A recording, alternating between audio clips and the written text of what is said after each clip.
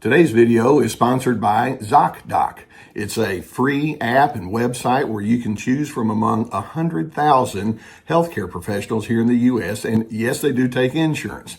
Now, many of you have indicated a need for medical attention for a wide variety of mood disorders or family practice issues and much more beyond that. So with ZocDoc, you can find medical assistance and check actual appointment times and receive professional care. As the need arises, go to the link that we have below the video here and then proceed with confidence.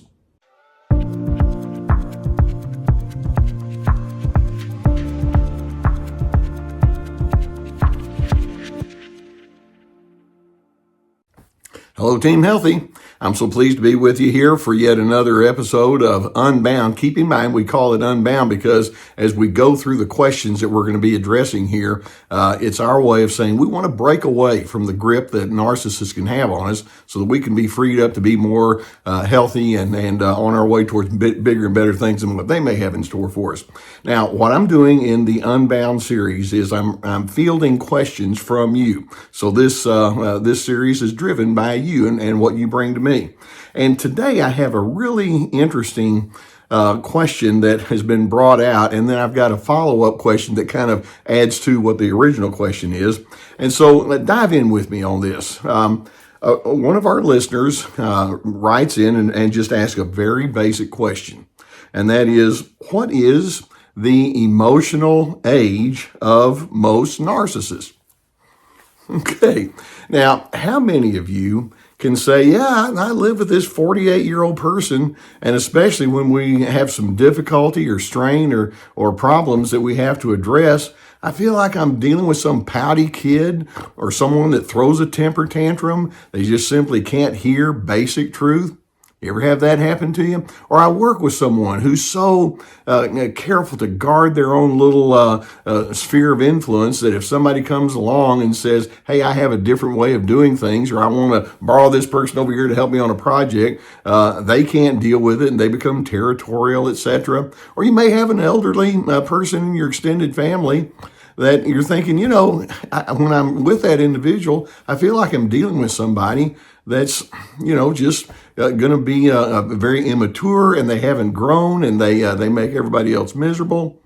What's the emotional age of all of these narcissists that come out with these kinds of behaviors? Well, I want to break it down with you.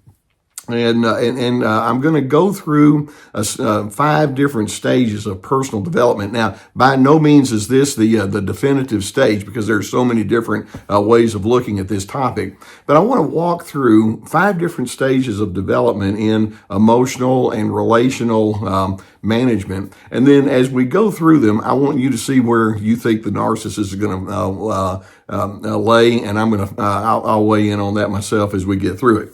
Okay, when we talk about having emotional well-being, the first stage of personal development is in the 0 through 5 years, and we're going to call that the functional stage of life. When you have a little bitty infant and then they become a toddler, what they're doing is they're just trying to figure out who's safe and, how do I take care of my basic needs, food and clothing and just being around those who are going to take care of me. And as a result, they can be very naive and they don't really read people real well other than, what they see on the surface. And as a result, their emotionality is very shallow. This is why they're prone towards temper tantrums or pouting or crying when they don't get their way. And then, 15 minutes later, they're in a great mood. And it's like, well, I guess all of that other stuff was just some sort of window dressing. They can be all over the place emotionally because they're still trying to figure out, where their place in the world is. Stage 2 in our development is what we're going to refer to as it's the stage where you learn rules and regulations. And let's put this from about ages 6 through 12. Children by then have started going to groups. Most of them are in schools where they learn, okay, you can do this and you cannot do this. If you say this, then you're going to get in trouble. But if you do this, you're going to get rewarded. And so they begin learning very strongly a judgmental sense of thinking. There's a performance you're supposed to have, and then there's going to be a grade waiting for you afterwards. And this is beyond just school. This is also inside the home. If you share with your sister, then you're a good boy or girl. If you hit somebody, then in some families that's a good thing, in some it's not.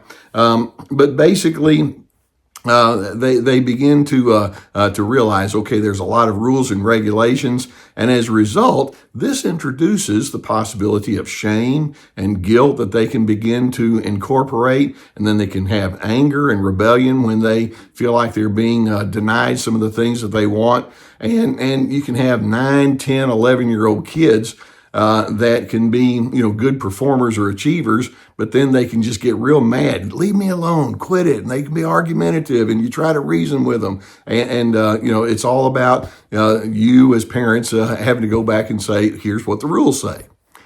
Level 3, and this is mostly the adolescent years. We're going to call that between ages, about 13 through, let's call it 19 or thereabouts. Where you begin to develop, hopefully, ideally, principles and standards and values that you live by. And so you're more than just functional like level 1. You're more than just rules and regulations like level 2. You begin to say, why would I do A instead of B? What's the rationale? What's the reasoning? And then how does this impact other individuals over here? And so ideally, you would learn to live inside the confines of good principles and morals and responsibility. You learn conscientiousness on a much deeper level, and hopefully you would become a good part of a group system, and your emotions would level out a certain amount due to that. Of course, not all teenagers have that leveling out part, but that's the ideal. And then we can start with the early adult years and go even beyond. As you're adulting, let's say between 18 and 25 thereabouts, you realize I need to be as tuned in as possible to the people around me. I've got my desires, my goals in life, but I can't get there without other individuals. Who are you, and what are your desires, and how does that match up with mine? And so you begin to learn how to have empathy, ideally, and you begin to learn how to factor who you are with other individuals. Not that this doesn't happen in the earlier years, but it becomes more to the forefront where empathy is developed, and hopefully you mature there. And then we're going to say from the early adult years all the way through age 90 or beyond is the phase of what we would refer to, level 5, as immersion, where you learn to lay down your ego and you realize, it's not all about me.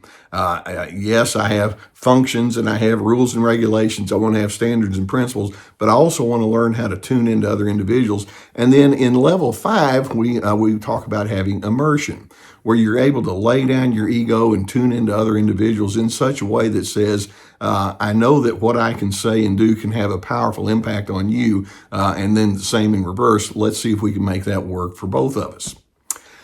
Now, as I go through that, I want you to think, where is the narcissist on that 5-stage developmental pattern that I just laid out? And most of them, some of them will say, well, I'm at least at level 3, where I've got values and standards, and these are the people that moralize, but they moralize at somebody else's expense. But most of them are down at the levels 1 and 2. They're functional. They're trying to figure out who I can trust. And then level 2, they're in the rules and regulations, and they pout and they get mad when they have shame and guilt that's put upon them, and the judgment system. And as a result, the way I would put it is most narcissists would be at an emotional age of around, let's call it 9 through 14. Okay, that's my take. By age 14, ideally, you've got more principles and standards that you begin to pull together, but even so, it's not that strong. They're just down here in the rules and regulations part. Now, I want to read you another question that was sent in that kind of gets to this. This person says, I hope I can get this right. You become a better person when you help others become a better person. Okay, that would be levels 4 and 5. I want to tune into other individuals, and I want to lay down my ego, and I want to make sure that my presence in someone else's life is good for them, and then it becomes good for me. This person goes on to say, but I think narcissists that help other persons to become better, but I think narcissists believe that they can help other persons become better, even when they constantly criticize and point out all their imperfections in the other individual. Somehow they believe they gain when they judge all people around and teach them how to live. Okay, notice how that is a person that's stuck in level 2. There's rules and there's regulations, and you can tell that a person is stuck in level 2 by the extent of their imperative thinking. Have to, must, it's command oriented. Had better, got to, should, supposed to, those kind of words. And then their emotions follow if their imperatives are satisfied, or if they're not. They can get angry, or they can be satisfied, and they can think, see, I'm getting somewhere. But that criticism and judgment is so heavy and part of that person's lifestyle. Whereas this person says, but I've come to realize you become a better person when you invest in other individuals. That's level 4 and that's level 5, and it's built upon healthy standards and values in level 3. So I hope this kind of gives you an idea of how you can examine and come to terms with those other individuals that are in front of you who are strongly narcissistic. And narcissism is defined by a lack of empathy. They're not able to tune in well to other individuals because they're so stuck down here in the childish, trying to figure out where they fit in the world and where they fit in with judgments, and their emotions follow match pitch with that level of maturation. So I hope this gives you some good insight with respect to where those individuals are. I hope it gives you some good insight about where you can be. And I want you to be a level 3, 4, and 5 kind of person so that you can move beyond and become unbound from them. Now, if you haven't already subscribed to our channel, if you're new here, I would encourage you to do so. Hit that, hit the subscribe button, and then also hit the notification bell that goes along with it. Now, remember, we have our sponsors, and I hope that you would gain great benefit by what they have to provide. I want you to go to survivingnarcissism.tv. That's my website. And then you'll have access to my courses, which are very extensive with handouts and all like that. Go in there. There's actually links below the video here that will take you to my courses, and it's also on the web page, as well as my webinars, my articles, access to my books, plenty of resources that we have, and I hope that you would find it to be quite useful for you. I really appreciate you allowing me to be on your journey with you. Now, keep in mind that Unbound is going to be driven by questions that you send in and comments. And so put them down in the comments section. Who knows? I may pick up on yours and we'll add it to the next episode. And so I just hope that as you go forward and you think this thing through, that it helps you in your growth and your maturation. We're Team Healthy. We stand for dignity, respect, and civility. That's what I want for you.